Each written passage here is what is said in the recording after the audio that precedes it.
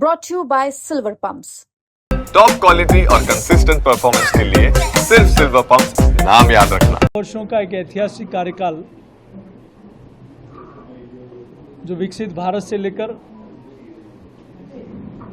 अमृत काल तक हम सब लोग देखें, रिफॉर्म, परफॉर्म और ट्रांसफॉर्म के चरितार्थ होते हुए देश देख रहा है। इस देश में गरीब कल्याण से लेकर जन कल्याण के कामों को जमीन पर उतरते हुए 11 वर्षों में देश की जनता ने देखा है। सीमा की सुरक्षा हो या आर्थिक रूप से सशक्त भारत को देखता हुआ भारत हो, मेडिकल के क्षेत्र में हो चाहे शिक्षा के क्षेत्र में हो, ऐतिहासिक काम पिछले 11 वर्षों में नरेंद्र मोदी जी के नेतृत्व में देश की जनता ने देखा है। सर्जिकल स्ट्राइक और एयर स्ट्राइक, ऑपरेशन सिंदूर की सफलता को भी नरेंद्र मोदी जी के नेतृत्व में देश की जनता ने देखा है। सोलर एनर्जी योग में दुनिया का नेतृत्व करते हुए भारत को देखा है।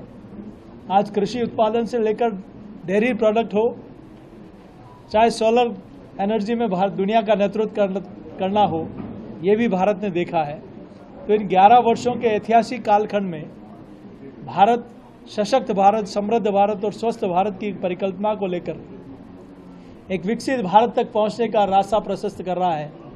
और एक 11 वर्ष नरेंद्र मोदी जी ने अकेले यात्रा नहीं, उनका हमेशा ध्येय वाक्य रहता है कि मैं 140 करोड़ लोगों के साथ और सहयोग से भारत को विकसित राष्ट्र बनाने की ओर अग्रसर हो रहे हैं। तो आज हम सब लोग इन 11 वर्षों में, चाहे हवाई मार्ग हो, चाहे रेलवे के क्षेत्र में हो, चाहे ग्रामीण क्षेत्र में हो, चाहे महिला सशक्तिकरण हो, चाहे कौशल क्षेत्र में हो, भारत ने रक्षा निर्यात हो, हर क्षेत्र में भारत ने एक ऐतिहासिक सफलता अर्ज की है। तो ये सब कुछ हुआ है नरेंद्र मोदी जी के एक कर्मशील नेतृत्व, एक ऐसा नेतृत्व जो 18 में से 24 घंटे इस राष्ट्र को अपना परिवार मानकर काम करता हो। इस सफलता के लिए देश नरेंद्र मोदी जी का आभार प्रकट करता है कि भारत मोदी जी के नेतृत्व में विकसित भारत की जो आधारशिला आदरणीय मोदी जी ने रखी है, उसको पूरा होते हुए देश देख रहा है। पूरी जानकारी जो है वो नहीं दी जा रही है। अगर तो पाकिस्तान को और करारा जवाब दिया जाता तो इसका पॉलिटिकल फायदा कहीं के नरेंद्र मोदी को मिलता, जिसको लेके बीजेपी चुप गई है। मैं आदरणीय गहलोत साहब बहुत अनुभवी और बुजुर्ग नेता है, मैं उनसे पूछना चाहता हूँ, जब भारत की सेना लाहौर तक पहुंच गई और हजारों सैनिकों को बंदी बना लिया गया, तब पाक अधिकृत कश्मीर क्यों पाकिस्तान को दे दिया गया? जब अक्साई चीन हजारों वर्ग किलोमीटर जमीन चीन ने कब्जा कर लिया और भारत की संसद में जब सांसद महावीर त्यागी जी ने सवाल उठाया कि ये जमीन क्यों चीन ने कब्जा कर ली, तो नेहरू जी ने कहा ये जमीन बंजर है। तो सांसद महावीर त्यागी जी ने कहा कि सर से टोपी उतार के कि मेरे सर पे बाल नहीं है तो क्या गर्दन काट के फेंक देंगे क्या? तो उसका जवाब भी जवाहरलाल नेहरू नहीं दे पाए। मैं सोचता हूं अशोक गहलोत जी इन दोनों बातों का जवाब देंगे।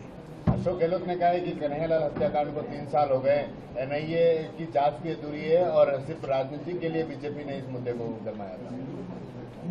मुस्लिम तुष्टीकरण की पराकाष्ठा 5 वर्षों में अशोक गहलोत जी के शासन में हुई। यहाँ रामनवमी मनाने पर प्रतिबंध लगाया जाता था उस समय, बाकी जलसे होते थे। हनुमान जयंती पर प्रतिबंध लगाया जाता था, भगवान के भजन डीजे जलते थे उस पर प्रतिबंध लगाया जाता था। उदयपुर में तो भगवा पताका पर प्रतिबंध लगा दिया, उतरवा दी गई। अकबर महान के पाठ ये लोग पढ़ाते थे। मुझे सोचता है कांग्रेस को आत्मचिंतन करना चाहिए कि आपका काला इतिहास जरा उठा के देख लो, उसके बाद कुछ बोलना चाहिए। उनका एनआईए केस नहीं लेती तो हमारी सरकार में सजा हो जाती है। उनकी सजा, उनकी सरकार किस दिशा में 5 साल चली, उनको अब अनुभव हो गया।